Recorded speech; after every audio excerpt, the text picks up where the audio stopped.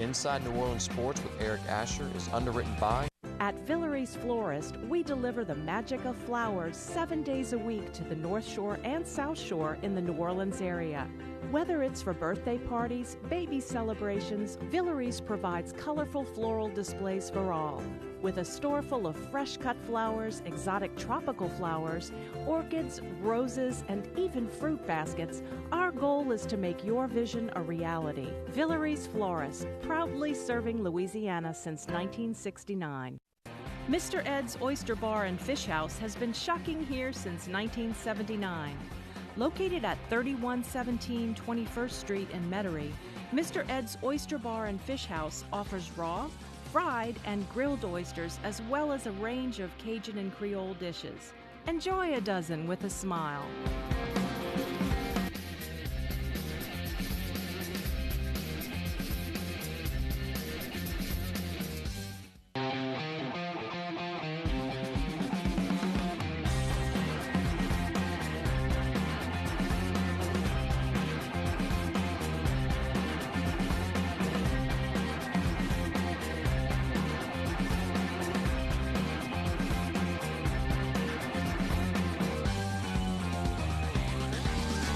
Good evening, New Orleans, and welcome to Inside New Orleans Sports. I'm your host, Eric Asher. Over the next hour, we check out all the home teams. We'll talk about the New Orleans Saints. We'll touch on the Pelicans. We'll talk some college football. If we get some chance, we'll get to college baseball. We'll have to see how much time we have in today's program, but we got a great one to break it down for you. Sean Fazende of Fox 8 Sports joins us on the program today. Sean, welcome. Boy, I tell you what, mini camp ending now. You get a little bit of a break here. It's been nonstop for you guys, again, in terms of covering sports.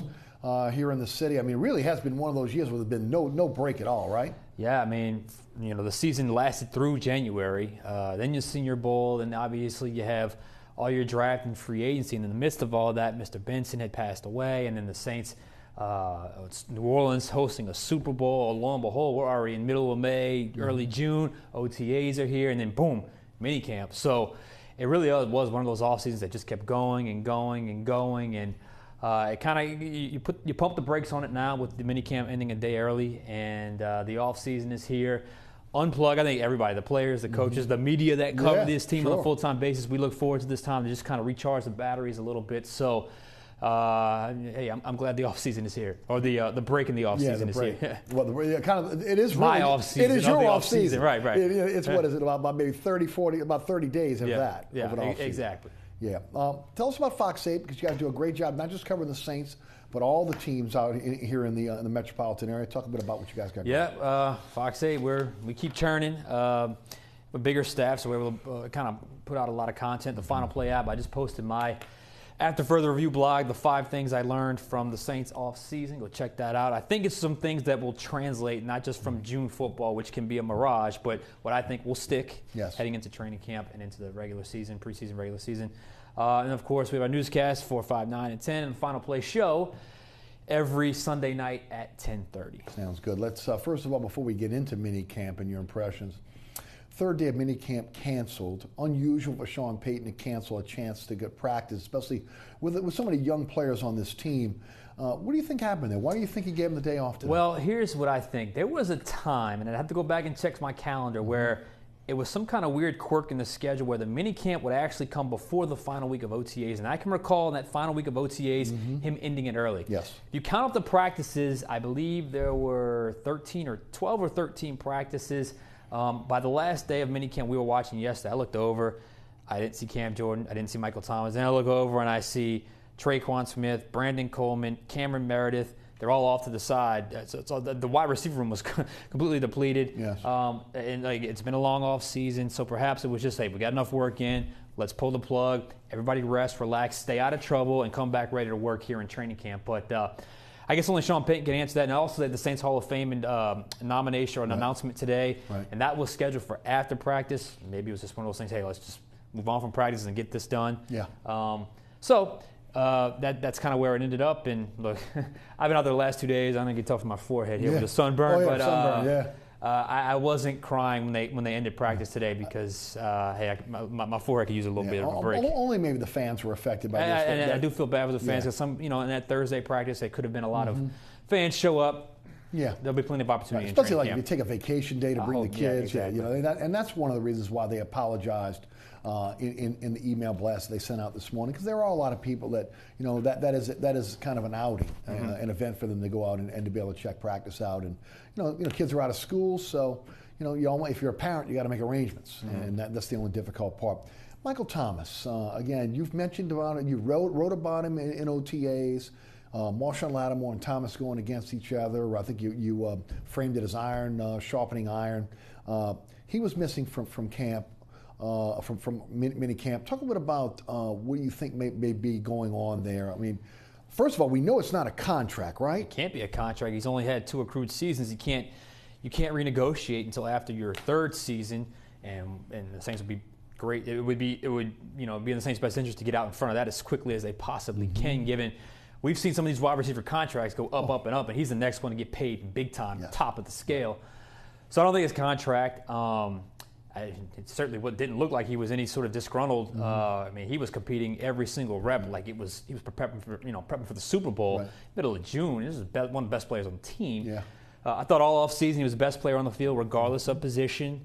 So he's been active on social media. So I don't want to speculate, but maybe there was an injury. Who knows? We have not got any confirmation on that. Sean Payton, he didn't say it was excused. He acknowledged it was excused when we kind of used the word excused in the phrasing of the question. I believe it was Mike Triplett that asked the question. So clearly it was something he didn't want to address. Missing minicamp for 3 days, so be it. But the important thing is he's healthy, or if it's whatever the issue is, it's cleared up by the time training camp begins. And even that is probably not that big of a deal as long as he's ready for the regular season, ready to go. I would agree. And look, really for everybody, if they were getting nicked up just in shorts and T-shirts, you don't want to push the issue. You want them to get rested up and be healthy. One of those guys is Marcus Davenport, who we found out this week is going to have surgery on his thumb now that minicamp has ended. But, he left the field the other day. Some had said that they thought it was heat-related, but he didn't come back in day 2 of minicamp. Yeah, and again, he didn't want to address that either, Sean Payton, which is, I've been covering Sean Payton for a long time. That's what he does. Yes. But I'll say this about the injury with Marcus Davenport. If they were to play this week, I think a defensive end could play with that sort of injury. Agree. So seems like a minor procedure. He'll get it cleaned up.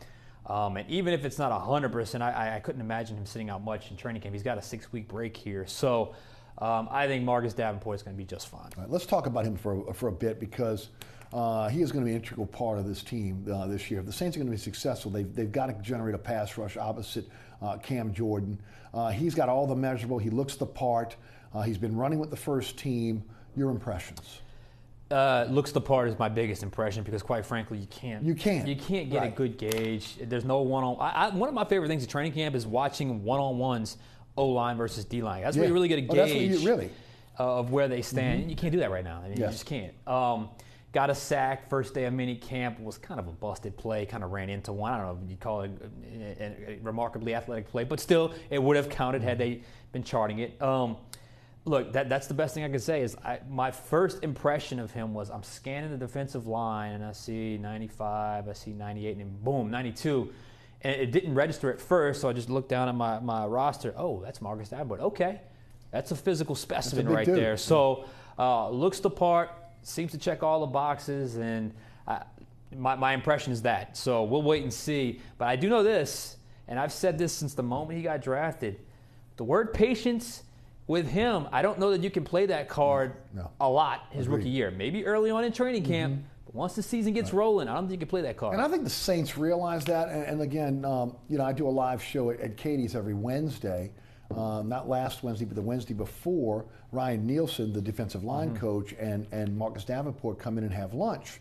And again, the first thing I thought was, wow, young rookie, position coach, together, even eating. And again, so we've heard that he's already talked about going up against Teron Armstead, what that's done for him. I think the Saints are doing everything they can to get him up to speed quickly, trying to get him ready for week 1. Absolutely, and that's why they're going to get this issue taken care of.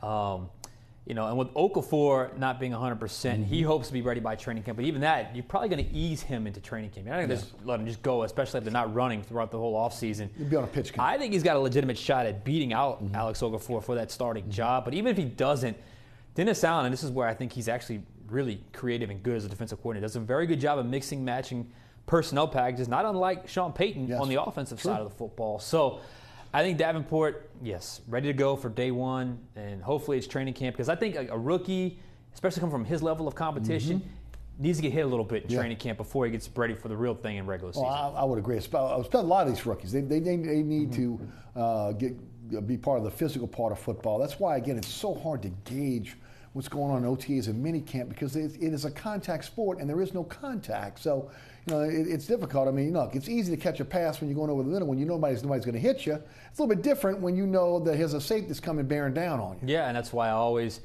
when it comes to OTAs and minicamp, I always look at DBs and wide receivers, because you can get a gauge on a cornerback's ability to turn, or a receiver's ability to run routes, and a quarterback's accuracy. But when it comes to what makes football, you got to wait till training camp comes around. Mark Ingram comes back to minicamp. From what I understand, looked in great shape. I'll let you comment on that. But I was a little surprised he didn't elaborate on why he was suspended. He's always been a guy that's been kind of up front. I don't have a real issue with him not being at the OTAs, because, again, he was working out with his trainer. The one thing I do think, though, Sean, is, from his standpoint as being one of the leaders on this team and the leader in that running back room, when you talk about that position group, I think he hurts the Saints a little bit there, because, again, he's a guy that commands a tremendous amount of respect. If he's in that room during OTAs, obviously he's continuing that leadership role. That's the only drawback. As far as self-motivation, getting yourself in shape, I don't think that's an issue. Talk about all those things, if you would. Why you don't think he addressed the issue with the PEDs? And then, again, is it a great loss when he's not there at OTAs, when you start talking about from a leadership role, not so much him getting in shape? I think you can survive the loss of him for OTAs. I just don't understand why he did it. I mean, you lost your leverage in your contract situation. I know he says it's not about his contract. You buy it? I'm sorry, I don't buy it. I think contract was some form of an issue at that point. And look, 28-year-old guy, I think he's going to be turning 29 this season. Get paid when you can. That's always been. That's right. Hey, I never fault the player for doing that ever, especially at that position, especially since now he's played his best 2 seasons have been the last 2 years. It's time to cash in. I had no problem with that, but you lost your leverage with the 4-game suspension. As far as why doesn't it address it, I'm not sure. The whole thing just felt like somebody dropped the ball somewhere. Felt like should have got the waiver to use whatever supplement he was trying to use. Right. It didn't happen. That's on you, dude. Like, that's on you, or your representation, or whatever the case may be. And look, back to that representation, you don't fire your agent if you're not interested in a new contract. So, look, I like Mark Ingram a lot. It was a mistake. I don't think it was intentional. It happened. He says he's going to serve it, doesn't agree with it, and he's going to move on. I think you survive him not being at OTAs. I think that's fine. But I just think where it hurts him the most is his money. Yeah. And to me, at his age, that's got to be one of the most important things. It does. Right and now. Again, running backs are not getting paid like they used to. They're not getting drafted as high as they used to. There's not a premium on running backs like they used to be in this league. And he's in a precarious position because of his age. And because of the guy that's behind him right now, again, who ultimately I think, this is the only thing that I would be worried about as Mark Ingram, maybe not this year, but long term. Eventually, Alvin Kamara, he may be your feature back. I mean, maybe not now, but maybe in a few years, he's going to get an opportunity now to be able to get a few more carries. I'm interested to see how Sean Payton is going to utilize him. Are we going to see him more running the ball more? Is he going to see more touches? What will that situation be? But again, you don't want to open up the door for somebody to come in and take your position. Yeah, and look, they signed Terrence West. Right. They added and what do you think about that signing?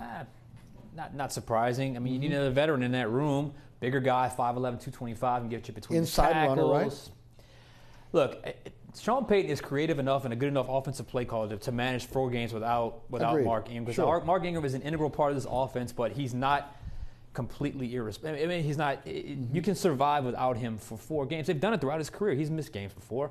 But in Alvin Kamara's case, I checked this stat, and it really, because we talked to him yesterday for the first time in a while. And I went back and I checked the stats, and I thought to myself, Mike, I don't think people realize this. He was the NFL Offensive Rookie of the Year. Do you know how many snaps he played last year, percentage-wise? 44% of the snaps. He did all that in 44% of the offensive snaps. That's how efficient of a player he was. So I can see that snap count going higher, but I don't think he's going to be a guy that gets 20 carries a game. I don't think that's ever going to be him. It's not. The Saints would not be their offense would not be at its best if he's getting 20 carries a game. 20 touches maybe, but not 20 carries because of the wear and tear. But I think in Alvin Kamara's case, looks more muscular. He acknowledged as much. Clearly that was something that, to withstand the rigors of an NFL season, taking a lot of hits, a lot of contact, and he does a lot of things for this offense. So, I just think in Mark Ingram's case, get through it, move on. But I don't think a new contract's happening. How about Tim Hightower? He came in as a tryout player. Yeah, look, they signed Terrence West. I think that's where they're going. Yeah. Good story. Had a nice little revival to his career. Got a little more money in San Francisco. Kind of, it happens in the NFL. Sure Some things just kind of work their way back around. Nice story. Had a few runs where we were like, okay, still got a little juice left, but I think it is what it is at this point. Terrence West is who we're going to go with as that veteran. Yeah, and look. He should be sufficient if he's healthy to be able to come in and take the carries of Mark Ingram. Let's shift gears to the quarterback position. Everybody always wants to talk about the backup quarterback. Again, this team will go as far as Drew Brees takes them. But we're hearing a lot about Taysom Hill. We're hearing a lot about his demeanor on the field, his athleticism, which we knew about, his arm strength. I think it was Larry Holder or Jeff Duncan. One of them anointed him as the heir apparent here. A little bit early on that one, guys. But what are your thoughts on Taysom Hill? Now that you've had a chance to see him throw the football. Well, first off, I said it in my blog. I mean, it's almost become a mythical figure here because he's this guy that joined the team right before the start of camp, or right before the start of the season last year. All of a sudden, you see number 7 running down punts and kicks. Like, who is number 7? And then you hear Troy Aikman say that Sean Payton told him that he's ecstatic about this guy, but he never even ran a practice as a quarterback last year, and Sean Payton is in love with basically his game tape from Green Bay. Yes. So there's a man crush, it seems like, from Sean Payton on Taysom Hill. So obviously all eyes went to Taysom Hill in a period like this. This is where he can shine. But in fairness to him, this is the first time he's ever been a quarterback in this offense. All last year he was special teams, and he ran some scout team stuff. So I saw a guy that's got elite athleticism, really off the charts athleticism, but that's not why this offense thrives. It's great if you have it. But Payton has said that the next quarterback he will modify this offense. That's what I'm getting to. If he is your heir apparent, it's not going to look the same as Drew Brees, because Drew Brees has got uncanny fundamentals and accuracy, and right now Taysom Hill is not there from an accuracy standpoint. Right. He had a nice sequence, an interesting sequence. Was it Tuesday or Wednesday that illustrated it perfectly. I mean, he threw a back shoulder comeback route on a dime. It was a perfect throw. Next 3 passes, open receivers, airmailed all of them. I mean, not even close. Is it mechanics? Mechanics. He's a little jumpy with his footwork. And this happens with athletic quarterbacks. Yes. Got to stay steady in the pocket, know when to burst, know when to stay steady, reset those feet, and throw it. And look, the last throw, I mean, it was really that was a disappointing throw for me, because the receiver popped wide open deep, and he really was kind of an easy throw to make. I mean, and he airmailed it. So I think Taysom Hill may be the answer at some point, and it's not yet. And if I were ranking them now, and it's June, I'd still have Tom Savage number 2. Well, isn't that why they brought him in? Yeah, and Tom Savage has got a bigger arm than people realize. And he's got experience. But I think the preseason will be the telltale sign, because you could totally see a scenario in the preseason, playing a lot of second and third and 14 guys where Taysom Hill just takes over and runs one for 80. Yeah. I mean, honestly, and the Saints have never had that from that quarterback position. Everybody falls in love, and maybe he gets the number 2 job. But as of right now, I would have Taysom Hill squarely as the number 3 quarterback. I can remember Joe Theismann again, starting over on special teams, returning kicks with the Washington Redskins. Of course, he played in Canada for a while. If you want to talk about New Orleans, Guido Merkins was an all-around guy from Bum Phillips. Obviously played a little quarterback. Well, let's not go back into those bad memories. But, he was a guy that played multiple positions. But accuracy has always been the key to this offense. I mean, and really into the NFL, you have to be an accurate quarterback. I mean, you see all the athletic guys out there, and again, a lot of them make it on their athleticism, but truly great quarterbacks have the ability to throw the ball accurately. It's one of the reasons why Drew Brees has been able to hang around as long as he has. Yeah, and Sean Payton has always been the guy. Philosophy matters, right? Like, Bruce Arians loves the strong arm quarterback to push the ball downfield. Al Davis was the same way. Some prefer the athletic quarterback, and they're willing to give up a little bit of arm strength and accuracy because they can make plays with their feet. Sean Payton's always been, give me the elite accurate passer, and I can make do with if they're a little substandard in other areas. And I think he's a little substandard right now in accuracy. Now, if he can get his footwork down, get with the quarterback's coach, and really hone in on his skills during this break, then he's got a chance. I mean, there's enough there to work with. To me, though, I would still characterize him as a little bit raw. But, I mean, he had a run during a team drill where, and normally I don't get excited about quarterback runs when they can't get sacked. Yes. But, I mean, he took off, and, I mean, that space gained as he was running. I mean, it was elite running ability, but that's probably why he battled injuries at BYU, because he ran a lot. Which was an issue, right, Sean? Because, again, he had a lot of injuries at BYU. A lot of injuries at BYU. And this is a guy, he's not 22. He's like 27 or 28 because he had the Mormon mission. So look how much time we spent talking about him. I mean, this is a back, because it's almost like this. He's an enigma. Exactly, he's an enigma. It's almost become kind of, like I said, this mythical figure of who is this guy.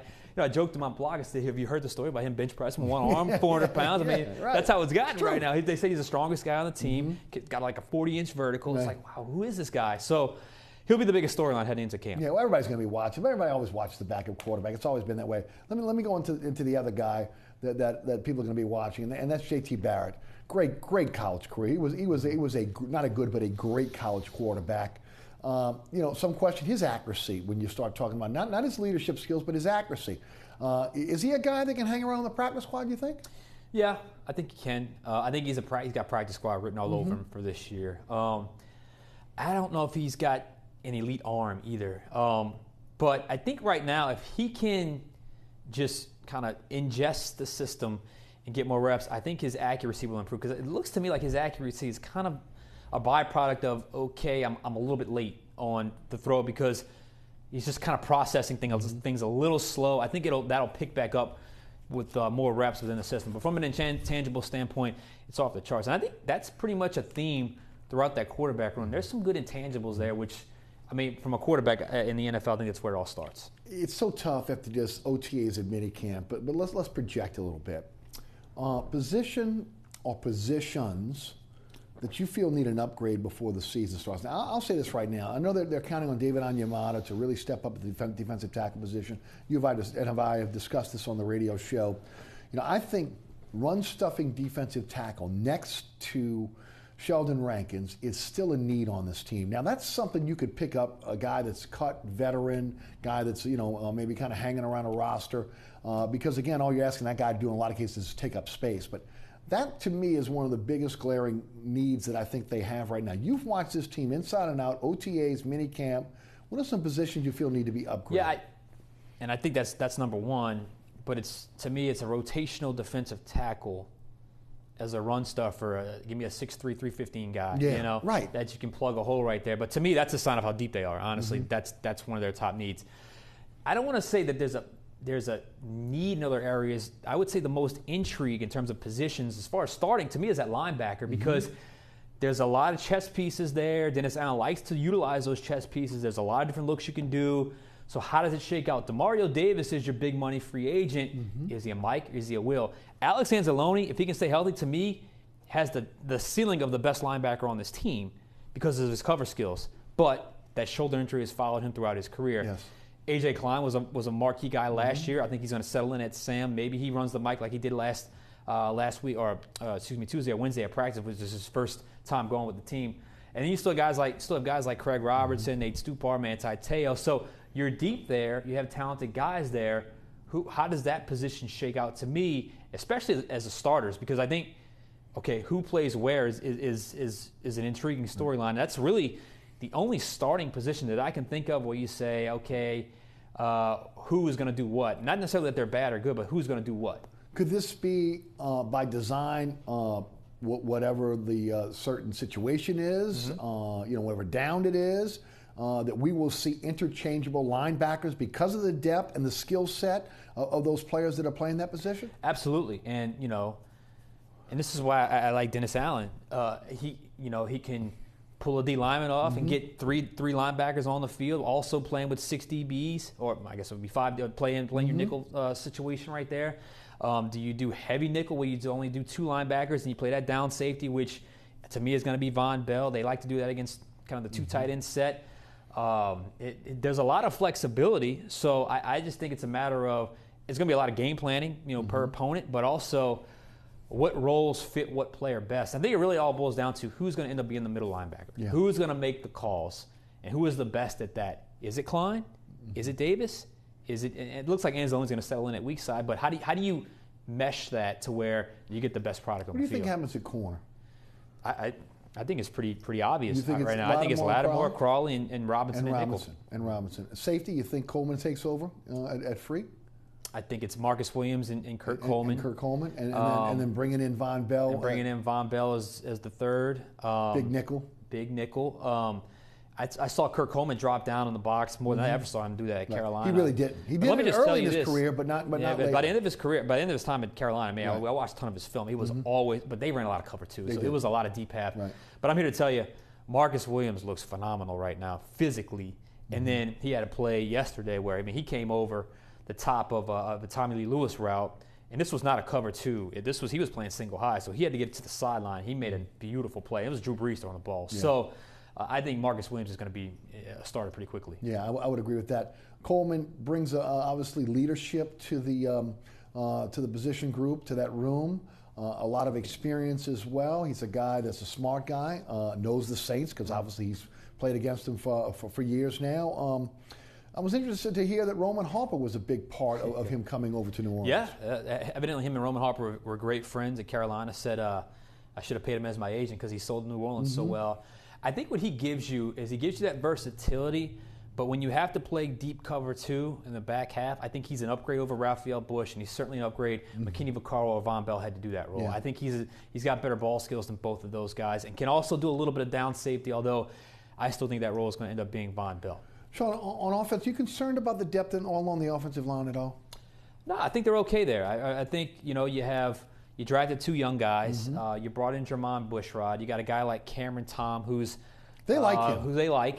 You got Josh Larebius back, who was starting at left guard this week, and who I thought was one of the kind of guys you didn't really notice a lot last year, but when you kind of watched the game, oh, wow, he's in again. He's pretty solid. And he's a solid backup lineman in the NFL that can do a lot of things. So I'm okay with where they're at the offensive line. I really am. Toughest position that you think will be cut, again, as we are ending mini camp, getting ready to go into training camp. What do you think the tough? See, I look at wide receiver. That's where I was going to go. And I think it's going to be a really tough cut. Well, let's just count the players. I mean, you got Ted Ginn, you got Michael Thomas, you got Traquan Smith, you got Cam Meredith, who you signed. So that's four right there. Right. You got Tommy Lewis, who's had his moments in camp. You got a guy like Austin Carr. Right. They just signed this guy, Josh Smith. I don't know if you remember him from Tennessee. I do. I remember him vividly from Tennessee, and he actually did pretty well.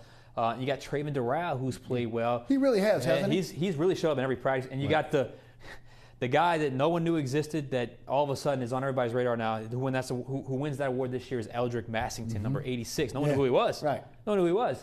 He makes a play in every practice. So I think that's deep, and all of a sudden that room's pretty well stocked. I think it's a matter of, do some of those guys play special teams, the new kickoff rule? How do you implement them in certain packages? I trust Sean Payton to make the right call in that scenario. Absolutely. And that's going to be interesting, the new kickoff rule, right? Because it changes really the whole mindset on how you deal with kickoffs now in terms of personnel. That and the approach.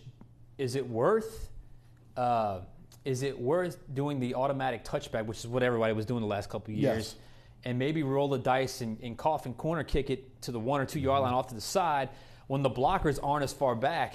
So maybe you have a better chance at tackling that runner inside the 10 or the 12 yard line. So I think this new rule is going to create more kickoffs, returns, because I think more coaches are going to be bold to say, let's try to get it to the sideline there, and maybe we can get a better field position for our defense. Which bodes well for the Saints, who look like that, again, Alvin Kamara as a kickoff returner, if they're going to utilize him there, could be a star at that position.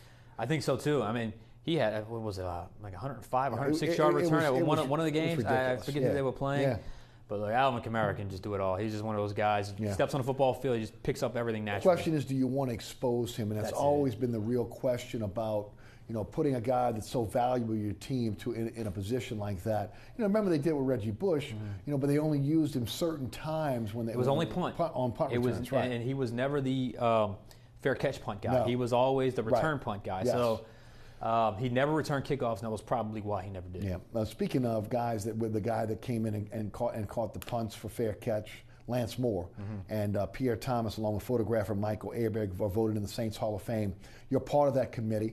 What I want to do is I'm going to tease that a bit. I want to go to a break. When I come back, I want to talk a bit about that because I want to kind of get your feel for what happens in that room, okay, when you guys are voting on this. And, again, at times it's been very, very easy. At times it's been very, very contentious from what I understand in that room. We'll talk about that next. Sean Fazende of Fox 8 Sports is with us. You're watching Inside New Orleans Sports. I'm your host, Eric Asher. We'll be right back.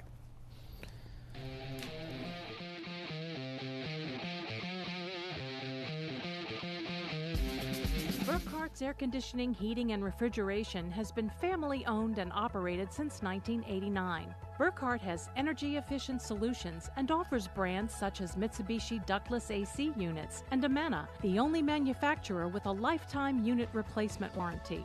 Burkhart's offers maintenance bundle packages that include servicing your AC, generator, and tankless water heater.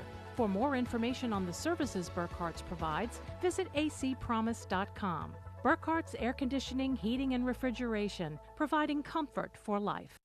Located at 3701 Iberville Street in Mid-City is Katie's Restaurant and Bar. Open 7 days a week, Katie's offers daily specials for lunch, dinner, and Sunday brunch. Serving New Orleans cuisine such as fried shrimp platters, grilled redfish, and a fully stocked bar.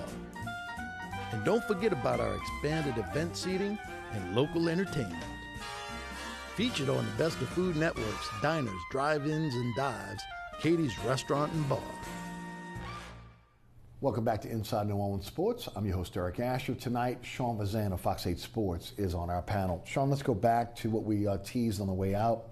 The Saints Hall of Fame, you've been on the committee now, you were telling me 4 years 4 years, now. yeah. It's fun. I love it. And it is really it's a who's who of individuals who either covered the Saints or covered the Saints, right? Yeah, it's a representation from a lot of different outlets. It's a good mix of kind of guys that the older guard of reporters, the younger guard of reporters. So it's good to kind of get a feel for some historical timeline stuff and some fresh new ideas. Kenny Trahan kind of leads. Kenny Trahan does a phenomenal job kind of organizing that thing. We all meet up once a year.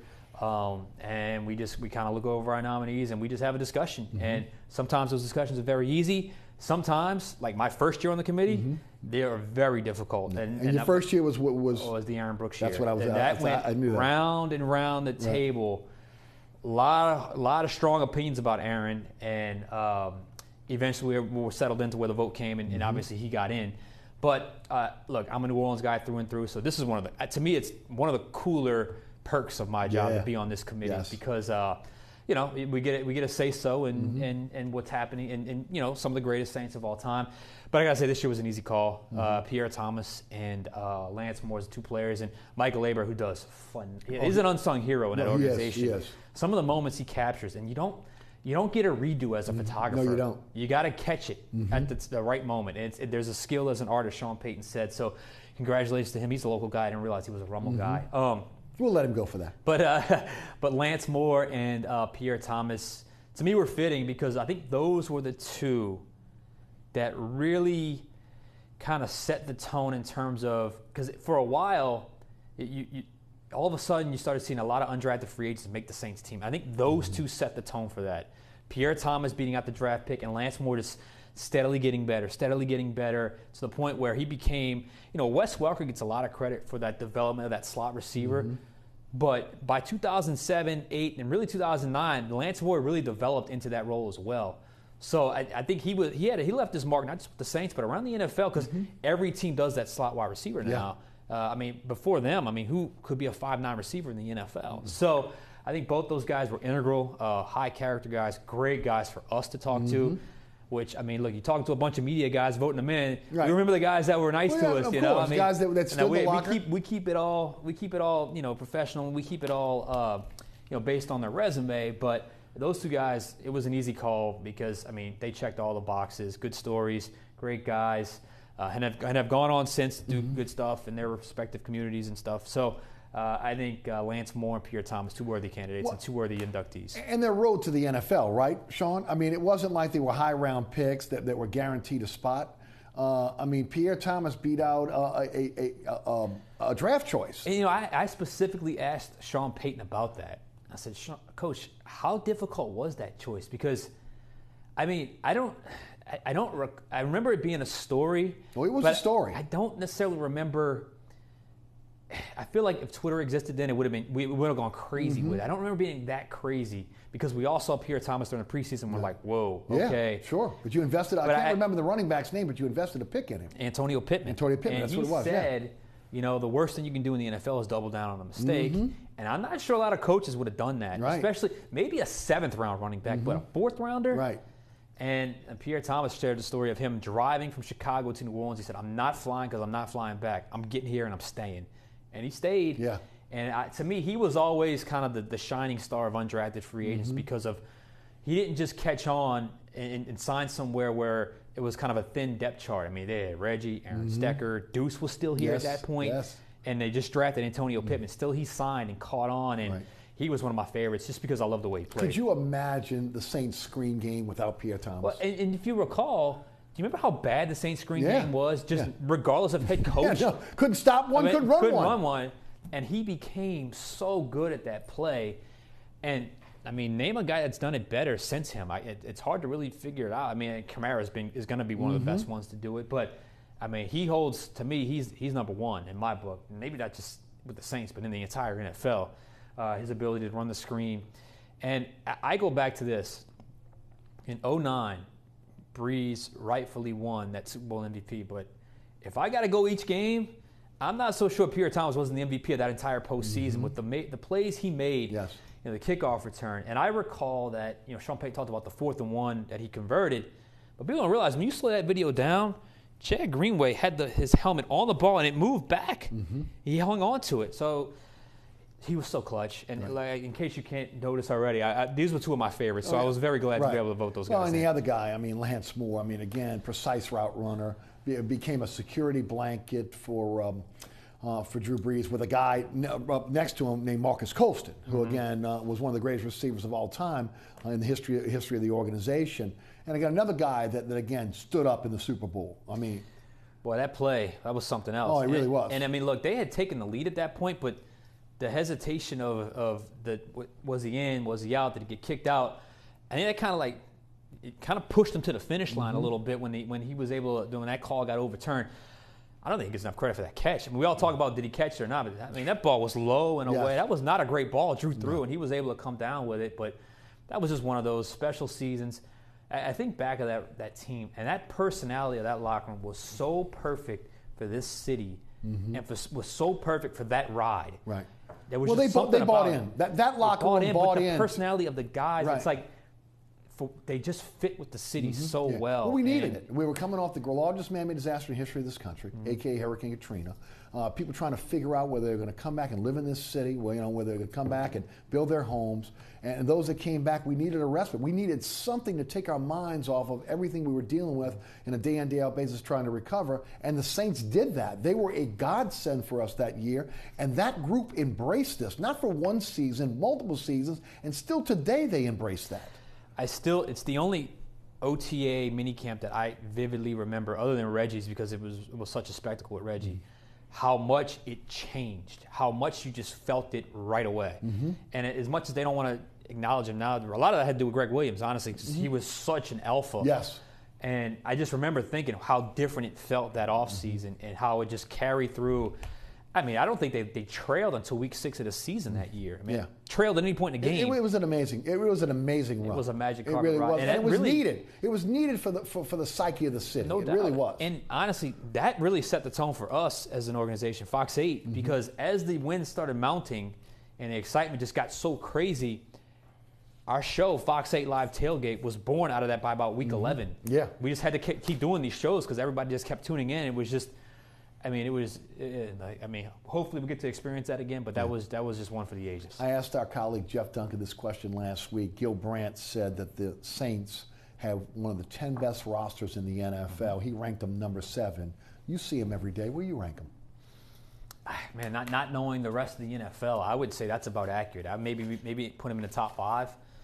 Again, I keep saying this. It's my theme of this offseason. This team is deep at every position, short of a backup defensive tackle. I like him as a 2 deep at every position, and that is so critical in the NFL because you're going to lose 20% of your roster every year. So your second and third team guys are crucial in the NFL. But, I know we mentioned this in your radio show, They're not sneaking up on anybody. I don't think they snuck up on anybody last year, but I think the film is out on those rookies last year. Plus, they won the NFC South by 1 game last year. That's a brutal division. It's a hard division to get through. It's a gauntlet, and I think Tampa's going to be better. Plus, they drew the AFC North. That is not Sean Payton's division when it comes to the AFC. Oh, no, true. They have not done well in that division. So, while I do think their roster is better and more complete, it doesn't necessarily guarantee them anything in 2018. You got a chance to go check a 7-on-7 tournament. It's kind of a new thing, now, again, especially in the off-season when these kids get together with a 7-on-7 tournament. First of all, explain what 7-on-7 football is for those that don't know, and then talk about some of the prospects you were able to see. Yeah, it's really, I'm a flag football player, so it kind of reminds me of that a little bit, except there's no flags. You and your dad both, by the way. Your dad wasn't a bad flag football player either. Yeah, I play a good bit, but actually it's been a minute since I played my last league. But moving on. So it's a league. It's receivers, running backs, and I guess it's DBs and linebackers. 7-on-7 leagues. Good way for the off season for a lot of these high school programs to stay together and do some things in the off season to develop some chemistry. And this was a tournament out at SLU. It was a couple weeks ago, and it was really a lot of good schools, a lot of big schools, Division I and 5A schools. And I went there really to check on 2 players, TJ Finley, the LSU commitment for 2020. And first off, I mean, there's no missing them. I mean, you walk in, you see them. And I mean this as a compliment. The LSU version, he needs to get used to the Jamarcus Russell comparison because he's big and he's got a big arm like Jamarcus Russell. LSU version, not Oakland Raiders version. Fairly accurate too? Accurate passer. He's not there yet, but I mean, he has a 16-year-old. Yeah. Obviously, you see the ceiling. My only drawback with him is he gets north of 6'6" and starts creeping into 6'7" and 6'8". Because if you look at him, got kind of a baby face. You can tell he's got some development to do. If he gets north of 6'7", I don't know any 6'8" quarterbacks. Do you? I don't know any 6'8" quarterbacks. That's the only thing that I'm worried about. And I talked to his coach, Hank Tierney, about it. I mean, Hank Tierney he was a guy legend. When I was coming up at Shaw High School was it. I mean, but they ran that. He was a believer in who's my best athlete. Come on. Put him at quarterback. The run Josephs. that field. All the Josephs ran through there. Mickey, Vance, Derek, all of them. So for him to change his offense, I think says something. Now I'll say this: while I think TJ Finley is an elite prospect, I don't know how much talent he has around him, but we'll see with Ponchatoula. But the other guy I really liked is Andrew Robinson, and I've been on him since he was a freshman. He's been one of my favorite guys to kind of do highlights of on our Fox 8 football show. He's the exact opposite. He's 6 foot, but mechanically he's about as well coached as they come with his dropbacks and his ability to throw the football. He's got a rocket arm. Very accurate. You can tell he's just getting accustomed to his new teammates because he had to transfer from Vanderbilt to Hahnville this year. Right. And they changed their offense, right? They changed their offense. He's another one. Coach Saul changed the offense completely. He's another one they believe he called the white knuckle offense, where you just push forward. Oh, yeah. He's another one where he likes to throw the football. Well, now he's going to throw the football, and recruiters are missing out on him because he's only 6 foot. But I'm telling you, he's got everything else you would be looking for in a quarterback, and he's 2019. So those two guys I was able to watch, and I think Hahnville's got a complete team. So it was a fun day. I was able to kind of get an up-close look, and I'm with you. This new phenomenon of 7-on-7 is somewhat new, but I enjoy it. Yeah, let's shift gears to the Pelicans. Alvin Gentry gets a 2-year extension through 2020-2021. Incidentally, that is the same year that Anthony Davis will be in his player option year. Okay, so again, kind of lining up everything about right to the player option with Anthony Davis. Anthony Davis, by the way, because he was named first-team All-NBA, because he's a first-team All-Defense, because he's been first-team All-NBA 2 of the last 3 years, is now in line for 35% of the cap after the 2020-2021 season. He can sign that during that. He can sign that contract extension during that season. So I'm interested to see what happens there. Your thoughts on, look, I've talked about on this show, we were ready to run Gentry out of town on a rail along with Dell Demps. Miraculous turnaround. Give a lot of credit to him. Give a lot of credit to again, that coaching staff for being able to turn this team around on the fly when DeMarcus Cousins was injured. I think he's earned this extension, in my opinion. Yours? Absolutely. And I was right there with you because I just felt like, his pass stops, he didn't necessarily have I think his career rating percentage was something like 42%. It wasn't like it was, people were beating down his door to get another. It was like his 4th or 5th, maybe 6th head coaching job. So he had plenty of opportunities. So I'm right there with you. But I thought Dell Demps' move to get Nico Mirotic really saved the season. Agreed. And it just, you saw what this team, that's the Alvin Gentry team. Yeah. Now, if you're extending him, you're saying, we want to run your style because we believe in you and what you can accomplish. Yes. I can absolutely understand the intrigue of two bigs. But if you're extending Alvin Gentry, are you saying you want to run the two big offense? I don't know if that's the case. So, well, I think they're saying all the right things. I think they're going to be competitive with DeMarcus Cousins. I think it's 50-50 he's back. Well, we're going to get into that in a moment. You know what I think is underrated about what happened last year? It's the coaching staff. You know, Darren Erman, Chris Finch, Fred Vinson, the holdover from Monty Williams' staff. These guys did a great job. Not a good job, but a great job with this team along with Alvin Gentry. You know, everybody wants to talk about Rajon Rondo being a coach on the floor. These guys are behind the scenes. You know, whether it's Erman on the defense, Finch on the offense. I mean, it is difficult to change your system in mid-season like they did. And you got to have a really strong support staff in terms of coaching. All those guys will return as well. So that's good news. They got some stability with the coaching staff. But let's go back to Boogie Cousins as well. Because, you know, a lot of people believe Boogie's going to test the market and going to see what he can get, and as he should, because you know, if I'm the Pelicans, although I may offer him, I don't know if I'm offering max money, but I may offer him a nice contract in terms of money. The deal has to be short. Okay, it has to be a 2-year prove-it-to-me deal. It's got to be along the lines of what we're seeing right now. You know, with Gentry coinciding with again Anthony Davis's option year, and I would think 2 years for Boogie Cousins, even at an accelerated salary, would be fair for both sides. Now, Boogie Cousins lost out on the ability to get a max deal with the Sacramento Kings. He thought he had another one here because he was promised that when he came here. The question is, after this ruptured Achilles tendon injury, coming back from that, which is very difficult for a man his size, you know, will he get the type of play on the market that he's expecting? And if he's not, will he have hard feelings coming back to New Orleans? All great questions. And my first question is, when is he going to be really ready to play? Right. Is it January? Is it December? I mean, he's trying to make sure that people think that he's going to be ready in October. Okay. Now, is that, look, medicine has advanced when it comes to Achilles tendon injuries and the surgical repair. I don't know. But October, I mean, you're watching Alex Okafor every day right now. And again, he's coming back from the same type of injury.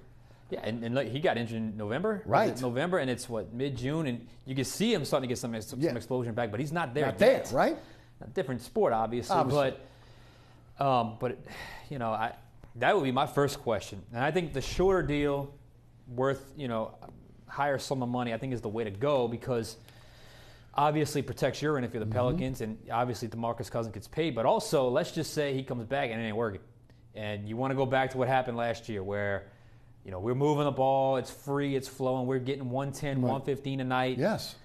And that's, you got to have a tradable contract, right? You can't have a 6-year contract, and you can't get that off the books if you want to. Agreed. Because with a 2 or 3 year deal, maybe you got a chance. But with a 6-year or 5-year deal, that's not going to happen. So nobody's going to invest in that. And here's the thing, because I know Anthony Davis likes his guy, and but he's a smart dude. He's got to be. Huh? He's got to see this. And like I said before, I can understand the intrigue of having two bigs going up against a 7-game series against Golden State because no one else has it, and it could cause them trouble. But you can't tell me Alvin Gentry wants to coach a certain way, and you extended him. So to me, that's the style they want to go with it. Right. And I'm not convinced DeMarcus Cousins is the guy to fit that system. And I'm with you, Sean. Again, everybody wants to talk about pace when DeMarcus Cousins was here. Everybody wants to be in a situation where, again, they're saying, well, the pace was still one of the highest pace in the NBA. It wasn't close to what it was when he was off the court. And then again, look, I lamented the fact that Rajon Rondo was sitting on the wing while DeMarcus Cousins, they were running the offense through him. And then all of a sudden you put the ball in Rajon Rondo's hand, and it's a whole different animal in terms of the offense. And again, that's when they caught fire. No disrespect to Boogie Cousins and his skill set, but at the end of the day, again, I think that was a mistake early in the season. You know, and they did it for spacing. They couldn't have two big guys down low. They did it for spacing. Anthony Davis flourished when there was an opportunity to have an open lane for him to be able to operate in. Yeah, and to me, you know, not having, I don't know that DeMarcus Cousins is you play this too big sort of, if that was your identity. I'm not sure he plays that way completely. Davis went down low. He stayed on the Davis is more of that, a question than that. And DeMarcus Cousins wants to get the ball in the wing and kind of dribble it in and then maybe take a three. To me, that was the biggest surprise. I watched DeMarcus Cousins, but when I saw him up close, I thought, man, that's a lot of freelance to his game for a big guy. He's out around the three-point line a lot for a center. Which is what Finch did in Denver, and I get it. Because, again, it's about spacing in the lane. But, I mean, that's the thing that I fear the most, and I've talked about on this show and the radio show. I fear that when they bring him back, he's going to be a 6'11" jump shooter. You need DeMarcus Cousins in the middle, battling for rebounds, being physical, again, setting the tone of physicality inside, again, making sure that you're protecting the rim, much like he did in Sacramento. Here in New Orleans, he was more of a perimeter player, and you know, even though, again, you can say, well, man, look, he was double figures in rebounds, you look at what he was doing, I get it all. But you could tell as a team that they didn't click until right when he got hurt. Exactly. It took them, 5-6 months for them to get to where they wanted to be, and then, you know, he hurts himself, and then boom, the floodgates open. All of a sudden, they're a whole new team with a whole new identity. They sweep Portland. Right. I mean, who would have thought they would have swept Portland? Right. See, they're in a difficult spot, though. There is. It's a catch-22. Well, because of the salary cap, because of mistakes they've made in the past. The Solomon Hill, $25 million over the next 2 years. I mean, that is an albatross contract, much like Omer Ashik's contract was an albatross contract. You'll be able to move Alexis Agence's $5 million contract this year. I mean, you're gonna be counting on guys who are coming in for minimum deals. You know, you're hoping that Rajon Rondo is going to sign for the mid-level exception, which is $8.8 million. Now, then the question is, how long do you sign him for? Do you do it 2 years, 3 years, 4 years?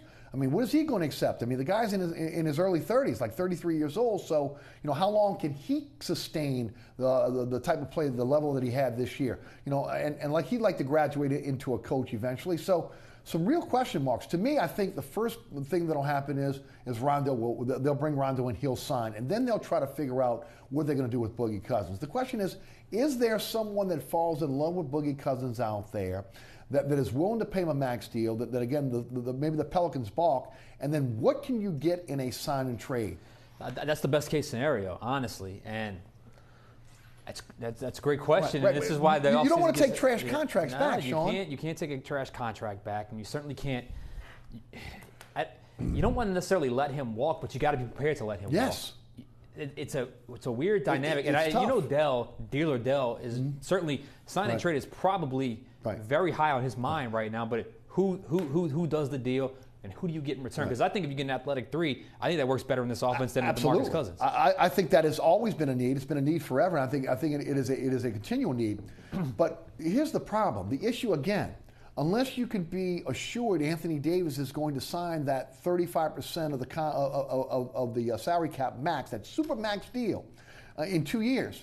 You got a year and a half. You don't have time to take on expiring contracts to say, Anthony Davis, this is the year we have all this cap money, and we're going to bring somebody in next to you that's going to be, you already got your Robin, I don't know, whoever, you know, the next superstar that's going to be next to him. Because let me tell you, Drew Holiday has shown he can be one of the best guards in this league. We know what Davis is. Mirotic can come in and he can score for you. You need another superstar here in New Orleans to be able to get you over the hump. You know, the LeBron James talk is ridiculous talk. Paul George is not even looking at New Orleans. So again, how do you manufacture a situation where you can bring players in? So normally you would say sign and trade, take on some bad contracts for a year, they're off your books, and you're clean. I don't think you have that luxury this year with the Pelicans. Certainly a lot of factors. Right, I'm telling you. It never seems to be an easy decision when it comes to the Pelicans. They always seem to be in kind of a. But, man, you got such good positive momentum with the way the season ended, how far you advanced to the playoffs. And to me personally, I happen to believe they're the fourth best, if not the third best team in the Western Conference. Now, we went from talking about firing a head coach, a 35-win team, to the fourth best, third best team in the Western Conference while losing DeMarcus Cousins. So you don't want to kill this positive mojo here, but you got to make a move. They can't sit on the sideline. We can speculate. They can't. They've got to make a move. And they've got to make the right move because the future of the franchise depends on the right move. Again, we've seen a once-in-a-generation player in Chris Paul walk away from this town because he didn't feel he could win a championship. You cannot have the second once-in-a-generation player walk away from this town because he can't win a championship. It would be devastating to professional basketball. But I also think ownership is a little more stable now. I agree in with this scenario. Chris Paul mentally changed his last year or two. Now, that could certainly happen with Anthony Davis if he gets frustrated. But I think it changed when they traded Tyson Chandler. That's when the dominoes started to fall. When he realized that George Shinn was cash poor and would never have the money to be able to build a championship team here in New Orleans, I think that's when he signed that's when he figured I got to force my way out. He took that second contract, but after that is when he forced himself out. And they peaked at that year, was it 07, 08, when they took San Antonio to 7 games. So, look, but it's a players' league in the NBA, so that's the reality. So if you have to keep your superstar happy, and this is a critical offseason, do just that for the Pelicans. 2 minutes left. I got to throw the name out to you, Joe Burrow. Hey, I watched every piece of video I could find on Joe Burrow. Every piece of video. And what I saw was a very natural, accurate passer. That's something the other 3 quarterbacks did not show in the spring game. Got very good mobility, adequate arm strength.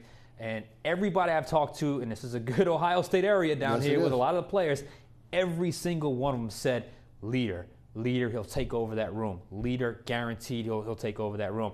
And that was the biggest thing I saw from those 3 quarterbacks. No one had the body language of I'm the guy. If I was saying the biggest disappointment of Miles Brennan that I saw in that spring game, it was, dude, it's just your job. They want you to take it. Take it. Right. Carry yourself like it. And it just didn't quite have it in that regard. Now, maybe this will challenge him even more, but naturally accurate, adequate arm strength, seems to have a lot of intangibles, and a guy that's chomping at the bit to get on the football field. I don't see how that's not anything but great for LSU. Right. Sean, I'm going to tell you what, I think there'll be a 2-quarterback system this year. I don't know how you can't get Miles Brennan on the field. Okay, well, especially with the new rule of 4 games you can play now and still redshirt. Sure. If you had to. And I don't think he'll redshirt because I think he's going to be number 2 quarterback all year. But let's just say he plays 4 games, doesn't get another game, and is still the number 2. You can kind of have it both ways there. But I think I still think you may have a package for Lowell Narcisse around the goal line because he's got elite athleticism. Yes. I still am leaning towards Justin McMillan eventually transferring. I think that'll shake out once he graduates in the summer. Big year for Ed Ogeron. Obviously, the schedule is just ridiculously tough. With about a little less than a minute left, 2019 class big. LSU's going to have a dilemma if things go south this year with Ed Ogeron, and again, he's in the market for a lot of these 2019. That's why I've always said the bottom's got to drop out. When I say bottom, 4 wins. Right. He gets to 6 or 7 wins. People will be frustrated, but he's coming back because of the 2019 class. 2019 class, and the guy that hired him, if he fires him, he's out too. Because I don't think a league can survive firing Ed Ogeron and then still keep his job as well. This is really a great class, isn't it? 2019. Oh, it's really good. And Derek Stingley is supposed to commit next week. I'm hearing there's strong indications that LSU is the leader in the clubhouse there, number 1 recruit in America. So, very good class in Louisiana. Yeah. Sean Fazende of Fox 8 Sports. As always, thanks for being with us. That's Sean Fazende, does a great job for Fox 8. Thanks so much for tuning in. Remember, there's a rebroadcast of this program each and every Friday night right here on WLAE at 10 p.m. Also on Pelican Sports Television. That's Friday nights at 9 o'clock. Catch me on the radio, Sports 1280. Also 101.1 FM HD2. The iHeartRadio app is a free download for your smartphone or tablet. Again, check that out. Don't forget, you can download the podcast of my radio show. You can check out all the previous episodes of Inside New Orleans Sports at ericasher.com as well. And again, special thanks to the great staff here at WLAE. Also, Ron Yeager, Jim Dotson, Trey Lopez, Naila Jones, and my director, William Hill. For Sean Fazende, I'm Eric Asher. Thanks so much for tuning in. We'll see you next week for another edition of Inside New Orleans Sports.